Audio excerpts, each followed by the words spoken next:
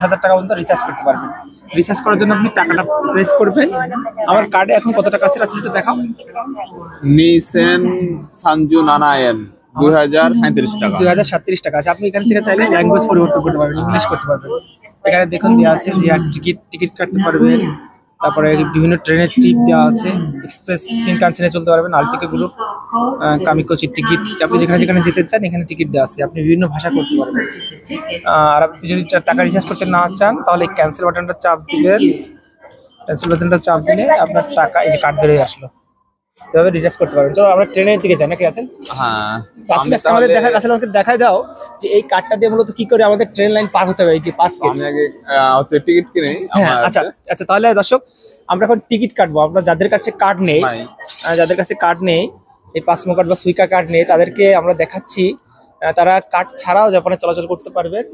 সেক্ষেত্রে আপনাকে হচ্ছে টিকিট কাটতে হবে। আমাদের রাসেলের সঙ্গে আমার মিল কোথায় দর্শক আপনারা বলুন? দুজনের নামই রাসেল।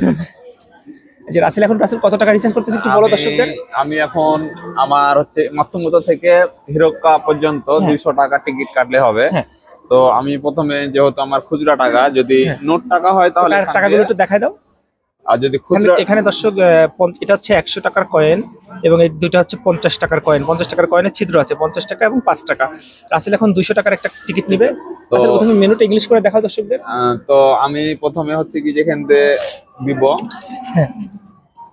এখানে দেওয়ার পরে 200 টাকা দিছি। তো এখানে 150 আছে, 190 আছে, 200 আছে। এখানে আমি যে কোনো একটা কিনতে পারবো, কিন্তু আমাকে 200 টাকাটাই কিনতে হবে। কারণ 200 টাকাটা যদি না কিনি তাহলে আমাকে আবার ওই হিরোকা স্টেশনে গিয়ে আবার আমাকে জরিমানা লাগবে। সো আমি এখন 200 টাকাটাই কিনবো।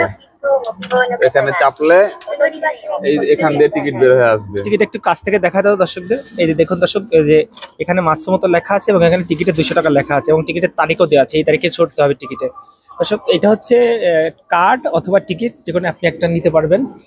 এরপর আমরা যাচ্ছি হচ্ছে গিয়ে, আমরা কি ভিতরে যাবো নাকি একটু বাইরে হাঁটাচলা করব? এটা কাইসাতসুগুচি বলে। তো এই কাইসাতসুগুচি এখন আমরা পার হবো। কাইসাতসুগুচিকে বাংলাতে কি বলে? পাস গেট বলে। পাস গেট, অর্থাৎ এই গেট থেকে যদি আপনি যে গেটগুলো দেখতে পাচ্ছেন, এই গেট থেকে আপনি টিকিট অথবা এই পাস কার্ড যে কোনো একটা দিয়ে আপনি পার হতে পারবেন, তাই না? হ্যাঁ, আমরা এখন হচ্ছে গিয়ে এখান থেকে পার হয়ে যাবো, তাই তো? তাহলে পার হয়ে যাই। আমি ফার্স্ট টাইম পার হই টিকিট দিয়ে। রাসেল পার হচ্ছে, আমরা দেখি তো। এখানে যদি টিকিটটা ঢোকাই তাহলে হচ্ছে কি যে গেটটা খুলে যাবে। এই যে গেট খুলে গেল, এখানে আবার এই টিকিটটা আমি পাবো। আর আমার মোবাইলে যে কার্ডটা আছে, এই কার্ডটা যদি আমি এখানে প্রেস করি দর্শক, এখানে টাকা দেখায়, টাকা দেওয়ার পরে এই গেটটা খুলে গেল। এই গেটটা আবার লক হয়ে গেল। এই দেখুন, এখানে প্রচুর বিদেশি টুরিস্ট আছে।